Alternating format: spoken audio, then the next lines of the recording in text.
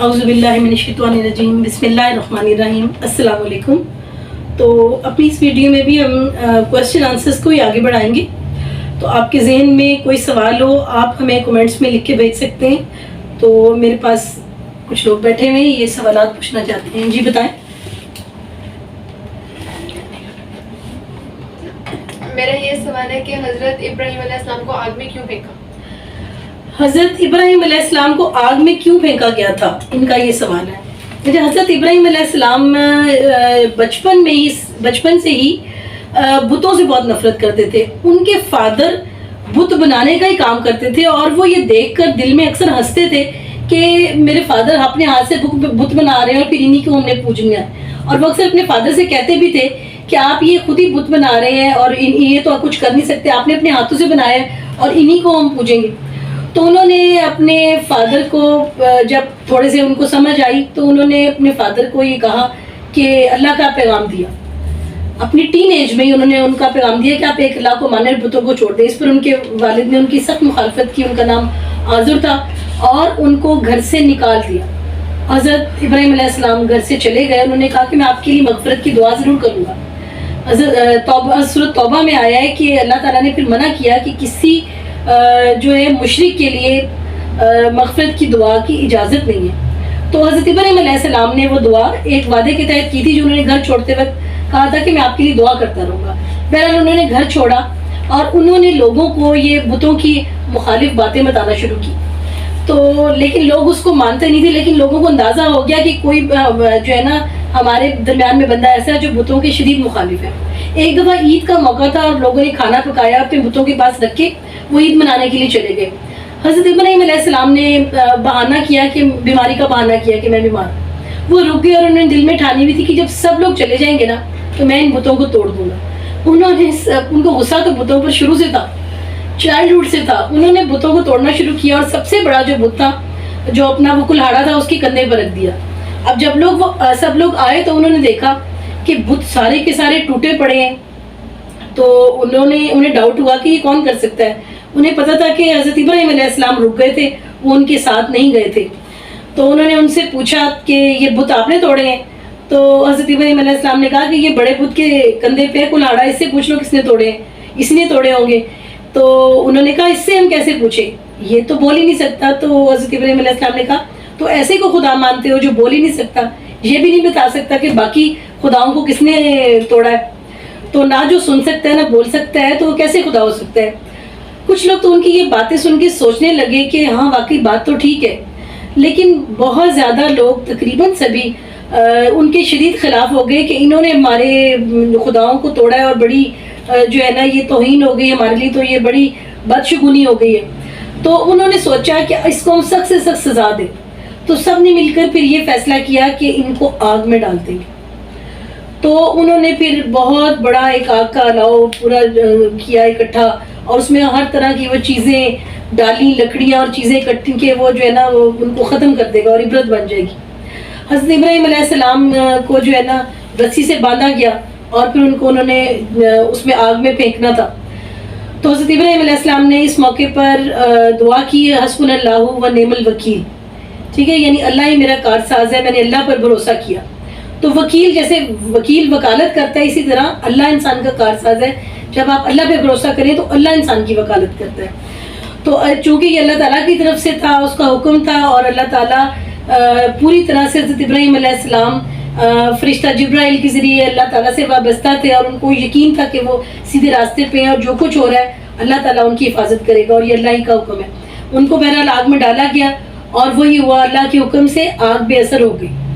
آگ نے صرف ان رسیوں کو جلایا اور آگ نے ان کو کچھ بھی نہیں کہا، اور اس پر بھی وہ قوم ایمان نہیں لائی، بلکہ ان کے ساتھ صرف حضرت لوط علیہ السلام نے اسلام قبول کیا۔ لیکن آگ بے اثر ہونے کا ہر کوئی گواہ تھا۔ تو اسی پر علامہ اقبال نے ایک شعر لکھا ہے حضرت ابراہیم علیہ السلام کا ایمان کے اوپر کہ بے خطر کود پڑا آتش نمرود میں عشق، عقل ہے محو تماشائے لبے بام ابھی، عشق فرمودہ قاصد سے سبق کام عمل، عقل سمجھی ہی نہیں مانی پیغام ابھی۔ تو اور یہ ہے کہ اگر کسی کا بھی ایمان مضبوط ہے تو اللہ اس کی مدد کرتا ہے۔ اس لیے علامہ اقبال نے مزید کہا ہے آج بھی ہو جو براہیم کا ایمان پیدا، آگ کر سکتی ہے انداز گلستان پیدا. تو وہ میسج میں نے آپ سے کہا تھا کہ جو قرآن پاک کے ہیں اس میں اشعار بہت سارے ہیں جو اسی کو وضاحت کر رہے ہیں. جی بتائیں. حضرت ابراہیم اور حضرت لوط کا کیا رشتہ ہے؟ ہاں جی، ابھی ذکر ہوا حضرت لوط علیہ السلام کا. تو حضرت لوط علیہ السلام حضرت ابراہیم علیہ السلام کے بھانجے ہیں، ان کی بہن کے بیٹے ہیں. تو یہ کافی موقعوں پر ساتھ ہی رہے.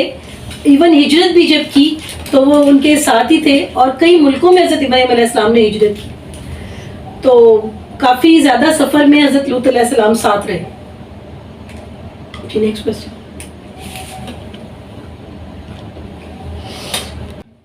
اللہ تعالیٰ کے ہاں کون سے گناہ کس حد تک معاف ہو سکتے ہیں؟ جی، اللہ تعالیٰ کے ہاں کون سے گناہ کس حد تک معاف ہو سکتے ہیں؟ دیکھیے، اللہ تعالیٰ فرماتا ہے کہ صرف اور صرف جو ہے نا وہ گناہ جو انسان بالکل وقت کے نزا یعنی مرنے کے وقت اگر توبہ کہتا ہے نا تو اللہ وہ قبول نہیں کرتا. موت سے پہلے آپ بڑے سے بڑے گناہ سے بھی توبہ کریں تو وہ قبول ہوتی ہے. آپ نے کوئی بھی، لیکن اس کی ایک شرط ہے کہ آپ سچی توبہ کریں. اب سچی توبہ کیا ہے کہ آپ یہ ارادہ کریں کہ یہ کام آپ آئندہ نہیں کریں گے. آپ سے زندگی میں کتنی بھی غلطیاں ہو گئی ہیں تو توبہ کے راستے اور دروازے کھلے ہیں. اللہ تعالیٰ رحمان ہے، رحیم ہے، اور اللہ تعالیٰ نے تو اپنے ناموں میں رکھا ہوا ہے کہ وہ تواب ہے. تواب کا مطلب ہوتا ہے توبہ قبول کرنے والا، یعنی وہ اپنی صفت بتا رہا ہے کہ میں توبہ قبول کرتا ہوں. تو آپ کی توبہ کسی بھی طرح کا گناہ ہو تو وہ اللہ تعالیٰ قبول کر لیتا ہے، لیکن آپ ایک یہ وعدہ ضرور کریں کہ وہ گناہ دوبارہ نہیں ہوگا. اور کچھ تو ایسی بھی مثالیں ہیں کہ لوگوں نے بار بار گناہ کی اللہ تعالیٰ نے، لیکن ہر بار انہوں نے ایک خلوص کے ساتھ اس ارادے سے توبہ کی کہ دوبارہ نہیں ہوگا اور توبہ قبول ہوئی. یہ سوال ہے، قائد اعظم سگریٹ کیوں پیتے تھے؟ اب یہ دیکھیں، بڑا انہوں نے وہی سوال جیسے تھا. اب یہ کہہ رہی ہیں کہ قائد اعظم سگریٹ کیوں پیتے تھے. اچھا، اسی طرح قائد اعظم پر بھی جیسے علامہ اقبال پر لوگ تنقید کرتے ہیں. میں نے بتایا اسی طرح سے ان کے وہ کہتے ہیں کہ وہ مغربی لباس پہنتے تھے، وہ سگریٹ کیوں پیتے تھے. دیکھیے، بہت ساری ہستیاں ہیں کہ ہم نے ان کے بارے میں یہ ان کا ذاتی فعل ہے. ٹھیک ہے، ایک ہستی پر ہم اس بات پہ تنقید کریں کہ یہ تو سگریٹ پیتے تھے یا کچھ، تو آپ دیکھیں کہ یہ ہمیں زیب نہیں دیتا.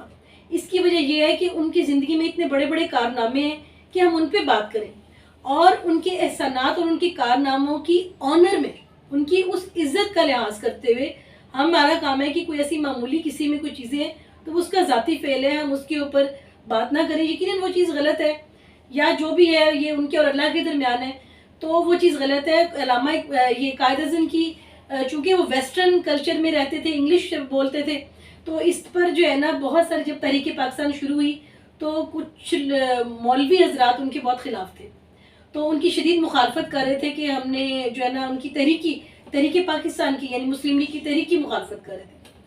اس پر انہی مخالفین میں ایک جو ہے مولانا اشرف علی تھانوی بھی شامل تھے، تو جو قائد اعظم کے شدید مخالف تھے.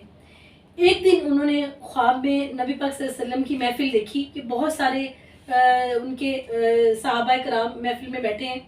انہوں نے خواب میں دیکھا کہ قائد اعظم بھی اسی محفل میں بیٹھے ہیں، اور نبی پاک صلی اللہ علیہ وسلم سے سوال ہوتا ہے کہ قائد اعظم کا جو مقام ہے وہ کیا ہے. تو نبی پاک صلی اللہ علیہ وسلم بتا رہے ہوتے ہیں کہ قائد اعظم کا مقام آپ میں سب سے بلند ہے. تو اس پر سوال ہوتا ہے کہ ان کا مقام سب سے بلند کیوں ہے، یہ تو مغربی طرز سے رہتے ہیں اور ان کی کوئی داڑھی بھی نہیں ہے اس طرح سے. تو اس پر جواب ملا کہ ان کا مقام آپ سب میں اس لیے بلند ہے کہ ان کا دل آپ سب سے اچھا ہے. تو جب مولانا اشرف علی تھانوی نے خواب میں یہ دیکھا اس کے بعد انہوں نے یہ مخالفت ان کی ترک کر دی. تو اس پر اس طرح سے یعنی اللہ تعالیٰ انسان کی جس بات کو سب سے زیادہ ترجیح دیتا ہے وہ اس کی نیت، اس کا خلوص، اس کا دل ہے، اس کا عمل ہے، اس کے کام ہے.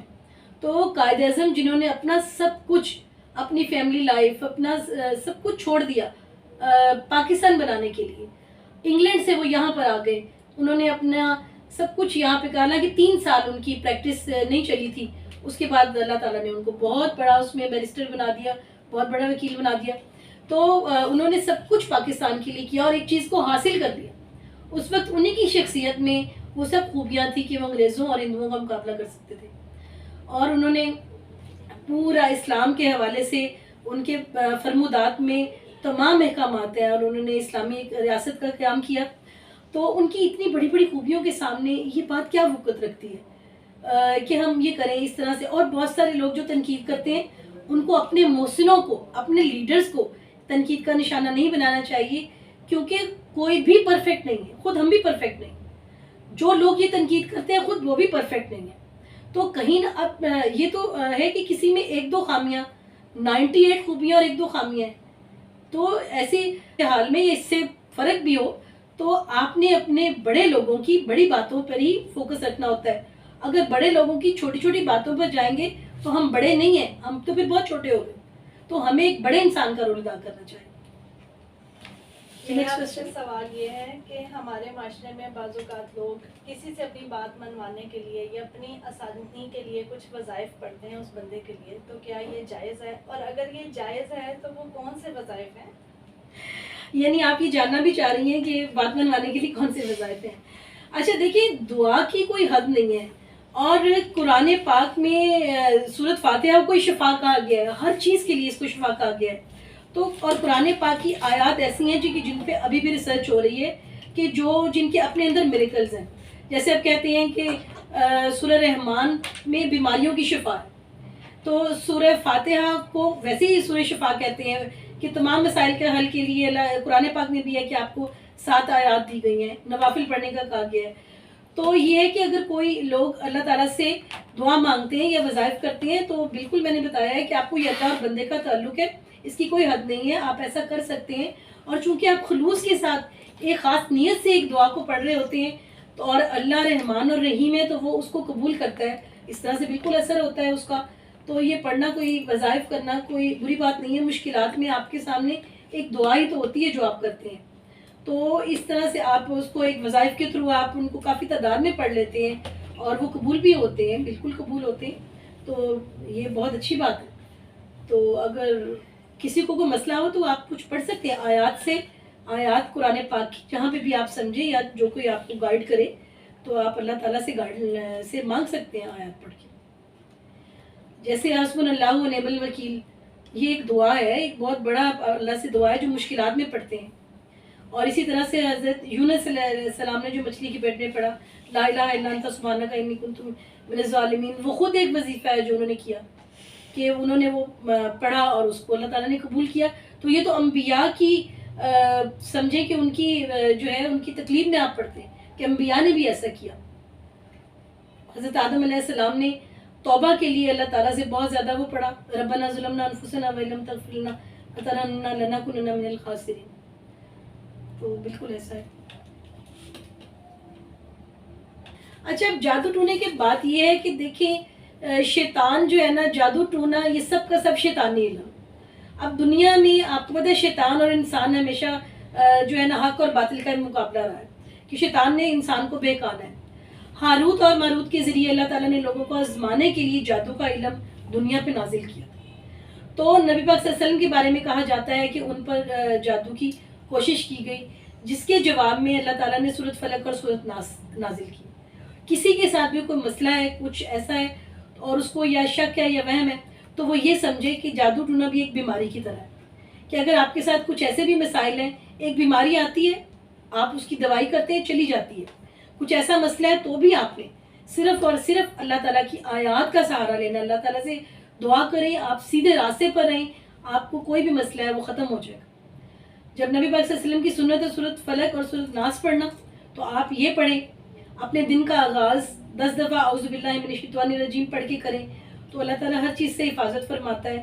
باقی یہ کہ حق اور باطل کا مقابلہ ہے جو ساتھ ساتھ چلتا ہے، اور لیکن جب آپ اللہ کا نام لیتے ہیں، آیت الکرسی پڑھتے ہیں، جو بھی احکامات جو اس حوالے سے ہیں، سورۃ فاتحہ پڑھتے ہیں، بڑی اچھی اچھی چیزیں ہیں، تو اللہ تعالیٰ واقعی آپ کی حفاظت فرماتا ہے. ہر قسم کے سفلی علم، ہر چیز سے اللہ تعالیٰ حفاظت فرماتا ہے، ہر طرح کے شیطانی شر سے اللہ تعالیٰ کا کلام حفاظت فرماتا ہے. تو آپ پورے اعتقاد کے ساتھ پڑھیں اور اس پر قائم رہیں تو کبھی بھی کوئی مسئلہ جو ایسا نہیں ہے جو حل نہیں ہوگا، آپ کو کبھی بھی کوئی نقصان نہیں پہنچ سکتا. اور جو کچھ بھی ہوتا ہے وہ ایک بیماری کی طرح اللہ کی آزمائش ہوتی ہے آپ کو آزمانے کے لیے کہ آپ سیدھے راستے پہ ہیں یا غلط طرف چلے گئے ہیں، پیروں فقیروں کے پاس چلے گئے ہیں یا سیدھے راستے پر اللہ کے کلام پہ رہتے ہیں. یہ بھی آپ کی آزمائش ہوتی ہے.